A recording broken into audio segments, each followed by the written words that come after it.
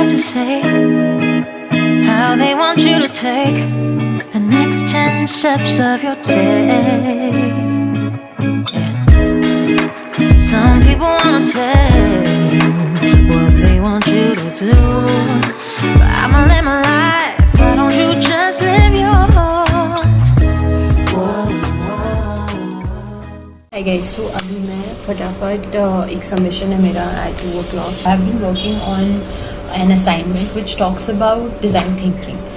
So basically we have to take an example of any project and then we have to talk about what is the process that takes place when we are in the process of design thinking. So yeah, I would be just working on this for now and let's hope that I would be able to complete it. So yeah.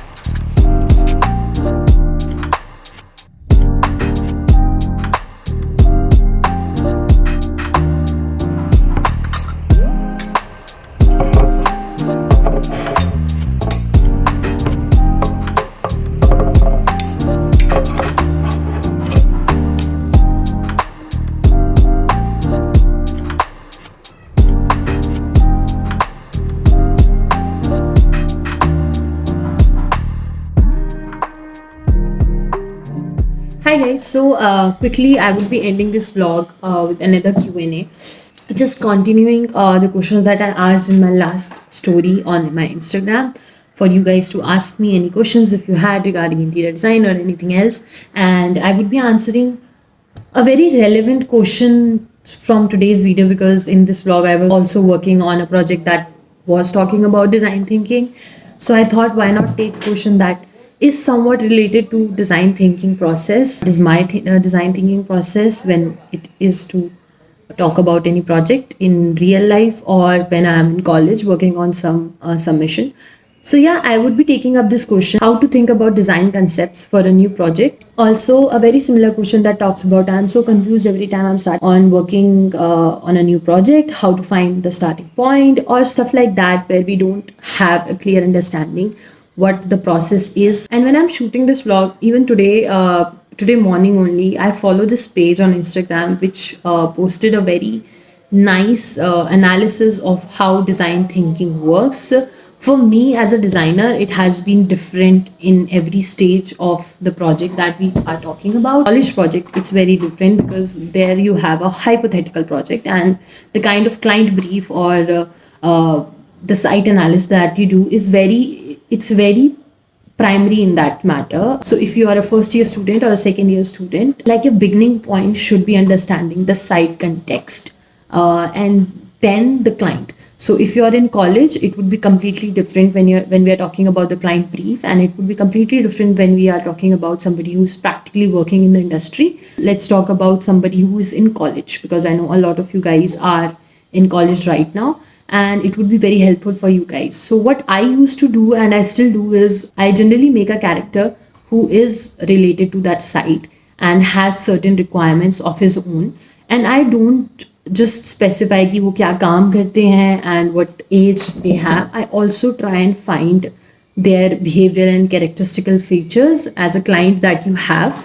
क्योंकि in my like real life projects, I have observed that somebody's emotional and psychological behaviors do impact to their interior spaces. So when we are designing it, some sort of idea of what that person is, of how they feel when they are in a space, what are the things that do make them happy. It could be anything: reading, writing, traveling, anything of that sort. It really helps you when you are designing a space for them. And then my process takes, I generally find inspirations from whatever client brief or site analysis I have done so far and start collecting my inspirations. And these could be in any form: a video format, a image, or any other interior space that can somewhere relate to what the client brief was or what is the design direction that the client wants us to go in.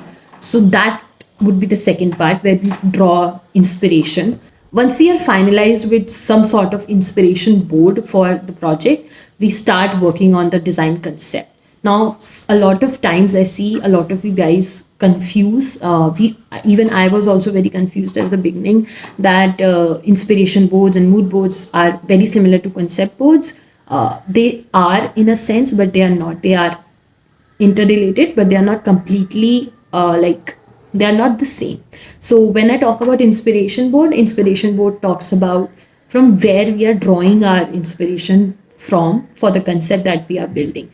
Concept is something that should not be copied. In a sense, it can be inspired, and you have to find that limit of getting inspired from and just simply copying somebody else's work. In the third format, I start working on the concept boards, and this is the place where we also design your 3D sketches and stuff. This is something that I have realized when I joined industry, that 3D is not something that you draw or you design at the end of the project that we used to generally do when we were in college. And 3D is something that you start working on from the very initial stages so that you can show your client what exactly that space would look like. And after the 3D finalization, you hop into your 2D technical drawings. And here I also want to give you guys an understanding that design thinking or design process should not be structured in a manner that like this manner where we start from the client brief and end with the 2D drawings,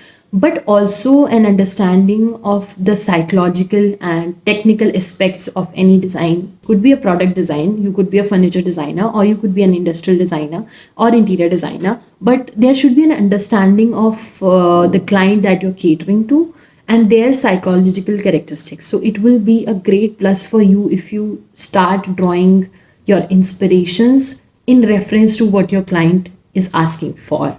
And a lot of times there is a lot of gap between their understanding of designs and your acknowledgement of that. So finding a balance in that is also very important. Understanding the client, taking context of site, it's very important. Like let's say if we have a project that is that has a lot of natural light, and client is somebody that loves natural light, so you can use that element as one of the key elements of your design. So you can either make that element as like the hero element of your design dialogue, and revolve all your design elements, all your furniture design, everything around that. The material, the kind of material finishes that you're picking could be around that factor. And I'm giving this as just one example.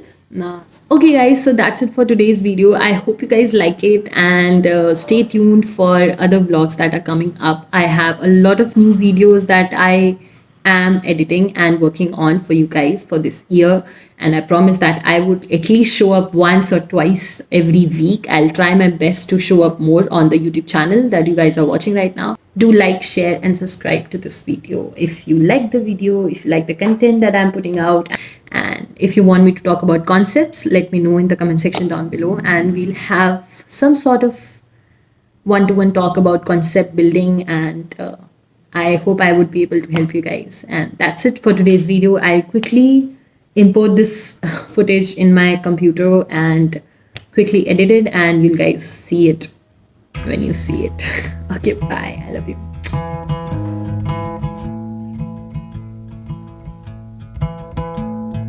I found somebody, I say you don't cross my mind.